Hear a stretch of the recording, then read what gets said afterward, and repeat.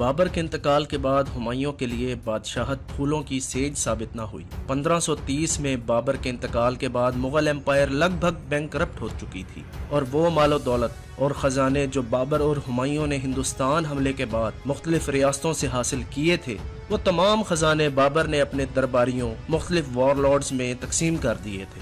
بابر جب ہندوستان پر حملے کے لیے کابل سے روانہ ہوا تھا تو اس کے پاس کوئی منظم تنخواہ دار فوج نہ تھی، بلکہ اس کی فوج مختلف اقوام اور قبیلوں پر مشتمل تھی، جن میں ترک، افغان، ازبک، چغتائی، ایرانی اور بعد میں ہندوستانیوں کی بھی بڑی تعداد شامل ہو چکی تھی۔ لہٰذا ان وار لارڈز کو خوش رکھنے کے لیے بابر کو مسلسل ان پر اپنے خزانے لٹانے پڑتے تھے۔ اس لیے ہمایوں کو ایک بینکرپٹ سلطنت ہاتھ لگی تھی، جس کو کنٹرول کرنا سنبھالنا ہمایوں کے لیے ایک بہت بڑا چیلنج تھا۔ ہمایوں 1508 میں پیدا ہوا تھا اور یہ بابر کا سب سے بڑا اور چہیتا بیٹا تھا۔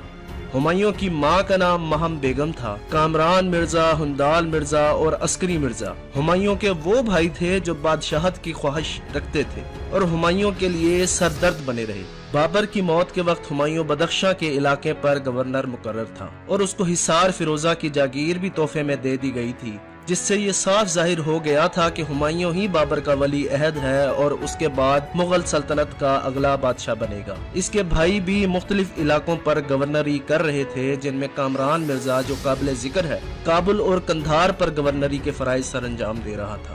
بابر کی موت کے بعد ہمایوں بادشاہ بن گیا تو کسی بیماری کی وجہ سے کامران مرزا کی طبیعت نہایت بگڑ گئی کہ اس میں چلنے پھرنے کی اور بولنے کی بھی طاقت نہ بچی، جس پر اس کو طبیبوں نے بتایا کہ اس کو زہر دیا گیا ہے، اور یہ سب بادشاہ ہمایوں کی ایما پر ہوا ہے۔ ہمایوں کو جب اس سازش کا علم ہوا تو اس نے اپنے ستیلے بھائی کو اپنی بے گناہی کا حد درجہ یقین دلایا، مگر کامران مرزا کا دل ہمایوں کے لیے تمام عمر صاف نہ ہو سکا، اور یہ رنجش کی ابتدا کا خاتمہ آگے چل کر دونوں بھائیوں میں خونی جنگوں کے بعد بالآخر کامران مرزا کی موت پر ہی ہو سکا۔ ہمایوں نے جب حکومت سنبھالی تو ایسے دو مخالف تھے جنہوں نے ہمایوں کو شروع دن سے ہی پریشان کیے رکھا۔ اس میں گجرات کا سلطان بہادر شاہ اور بہار کا شیر خان، جس نے بعد ازاں شیر شاہ سوری کے نام سے سوری امپائر کی بنیاد بھی رکھی تھی، بابر کی موت کے بعد ہمایوں کے خلاف بغاوت کرتے ہوئے میدان عمل میں آ گیا۔ ہمایوں نے گجرات کے بہادر شاہ کو، جو پرتگالیوں کی مدد سے مغلوں پر حملے کرنے کی تیاری کر رہا تھا، خود آگے بڑھ کر حملہ کر دیا اور اس کو شکست دے کر منڈو اور چمانر کے قلعوں پر قبضہ کر لیا۔ مگر دوسری طرف اس کا اپنا ہی بھائی کامران مرزا دشمنی کرتے ہوئے لاہور پر حملہ کرنے چلا آیا۔ ہمایوں نے اس کو قندھار، کابل اور اس کے بعد لاہور کا بھی گورنر بنا دیا تاکہ وہ اپنے بھائی کو رام کر سکے۔ ہمایوں اپنے بھائیوں سے ہرگز جنگ نہ چاہتا تھا۔ ہمایوں کی بطور حکمران سب سے بڑی خامی ہی اس کا رحم دل ہونا تھا، جس کا فائدہ اس کے بھائی، اس کی فوج کے افیسر اور مختلف علاقوں کے گورنر، اس کے صوبے دار اٹھا رہے تھے۔ ہمایوں کا دوسرا مخالف شیر خان، جو کہ اس کے باپ بابر بادشاہ کا ملازم تھا، اس کی موت کے بعد بغاوت کرتے ہوئے بہار میں اپنی حکومت کا اعلان کر دیا، اور ادھر کامران مرزا کی بغاوت کو ٹالنے کے بعد ہمایوں شیر خان کی طرف متوجہ ہوا، جو بہار سے نکل کے لکھنؤ کے قریب ڈیرے ڈالے بیٹھا تھا۔ ہمایوں آگرہ سے روانہ ہوا اور کنوج آ کر اپنا پڑاؤ ڈالا۔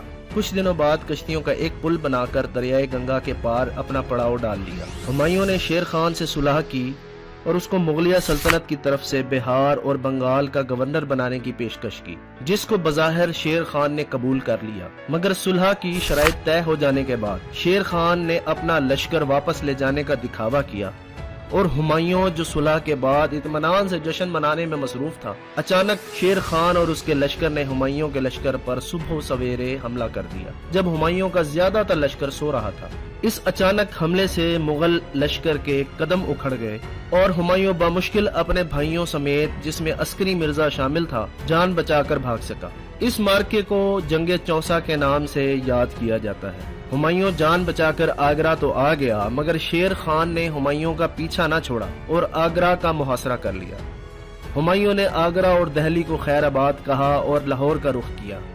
لاہور میں ہمایوں سمیت چاروں بھائی اکٹھے ہوئے اور شیر خان کے خلاف جنگ کی پلاننگ کرنے لگے۔ ہمایوں نے شیر خان کو صلح کی غرض سے اپنا قاصد بھیجا کہ میں تمہیں ہندوستان کی سرزمین حوالے کرتا ہوں اور تم سر ہند کو اب ہمارے درمیان سرحدی لکیر سمجھو۔ مگر شیر خان نے ہمایوں کو جواب بھیجا کہ میں تمہارے لیے کابل کی سرزمین کو چھوڑا ہے، لہٰذا تم کابل چلے جاؤ۔ کامران مرزا جو پنجاب اور کابل کے علاقوں پر گورنر تھا، وہ اپنے بھائی کو اب یہ علاقے حوالے نہ کرنا چاہتا تھا، لہٰذا اس نے شیر خان کو خط بھیجا کہ وہ شیر خان کی حمایت کرے گا اگر وہ پنجاب کے علاقوں سے دستبردار ہو جائے، مگر شیر خان نے کامران مرزا کی بات پر کان نہ دھرے اور اس کی پیشکش کو انکار کر دیا۔ ادھر ہمایوں کو جب بھائی کی غداری کا علم ہوا تو اس کو سزا دینے کے بجائے خود ملتان کوچ کر گیا اور پھر وہاں سے عمر کوٹ کے راجا کے پاس چلا گیا۔ عمر کوٹ میں ہمایوں کے ہاں اس کے بیٹے اکبر کی پیدائش ہوئی۔ عمر کوٹ سے ہمایوں کا اگلا ٹھکانہ صفوی ایران تھا، جہاں اب شاہ طہماسپ حکمران تھا۔ شاہ طہماسپ سے 1544 میں ملاقات کے بعد شاہ ایران نے ہمایوں کو اپنی پوری مدد فراہم کرنے کا یقین دلایا اور 30,000 کا لشکر جرار ہمایوں کی مدد کے لیے ساتھ روانہ کیا۔ ہمایوں نے سب سے پہلے قندھار پہ حملہ کیا اور پھر اپنے ہی بھائی عسکری مرزا کو قندھار چھوڑنے پر مجبور کر دیا۔ عسکری مرزا قندھار چھوڑ کر عراق فرار ہو گیا۔ اس کے بعد 1554 میں کابل میں کامران مرزا کو شکست دی۔ کامران مرزا کابل سے فرار ہو کر غزنی چلا گیا اور بار بار غزنی سے کابل پر حملے کرنا شروع کر دیے۔ بار بار کے حملوں سے تنگ آ کر ہمایوں نے بھائی کی آنکھوں میں دیکھتی ہوئی سلائی پھروا کر اس کو اندھا کر دیا تاکہ وہ بار بار کے حملوں سے بچ سکے، اور اس کے بعد کامران مرزا کو حج کے لیے بھیج دیا اور دوران حج ہی کامران مرزا انتقال کر گیا، اور اس طرح دونوں بھائیوں کی دشمنی کا اختتام ہوا۔ 1554 میں ہمایوں ہندوستان پر حملے کے لیے دوبارہ کابل سے روانہ ہوا۔ اس کے پاس اس وقت بمشکل 15,000 کا لشکر موجود تھا۔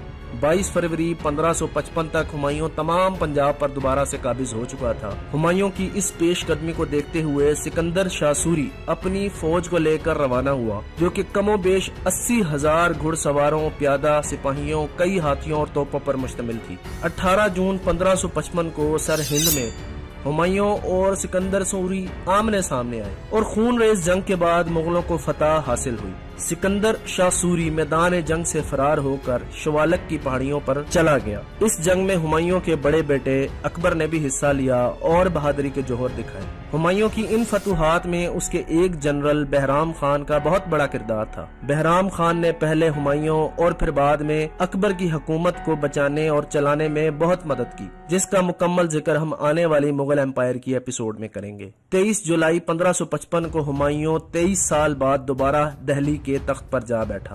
یہ 23 سال ہمایوں نے در بدر کی ٹھوکریں کھا کر اور اپنے ہی بھائیوں کی بغاوت اور جلا وطن ہو کے گزارے۔ ہمایوں دہلی کے تخت پر تو بیٹھ گیا، مگر یہ بادشاہت اس کو راس نہ آ سکی، اور 24 جنوری 1556 کو ہمایوں اپنی لائبریری، جس کا نام اس نے شیر منڈل رکھا تھا، اس کی سنگ مرمر کی سیڑھیوں سے پھسل کر سر کے بل گر پڑا، اور 3 دن بعد ہی 27 جنوری کو زخموں کی تاب نہ لاتے ہوئے انتقال کر گیا۔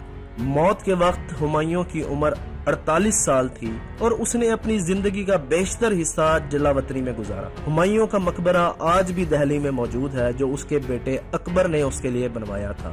ہمایوں کے بعد اس کا بیٹا جلال الدین محمد اکبر مغل سلطنت کا تیسرا بادشاہ بنا، جس کو اکبر اعظم کے نام سے بھی یاد کیا جاتا ہے۔ اس کی کہانی ہم آپ کو مغل امپائر کی اگلی ایپیسوڈ میں سنائیں گے۔